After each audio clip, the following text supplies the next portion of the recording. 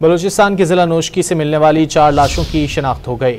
कत्ल किए गए अफराद का ताल्लुक पंजाब के इलाकों पाकपतन और रहीम यार खान से है।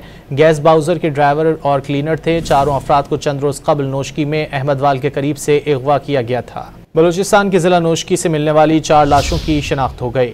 कत्ल किए गए अफराद का ताल्लुक पंजाब के इलाकों पाकपतन और रहीम यार खान से है।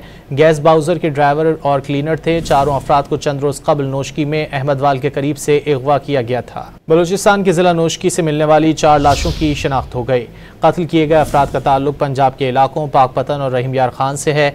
गैस बाउजर के ड्राइवर और क्लीनर थे। चारों अफराद को चंद रोज कबल नोशकी में अहमदवाल के करीब से अगवा किया गया था। बलूचिस्तान के जिला नोशकी से मिलने वाली 4 लाशों की शिनाख्त हो गई।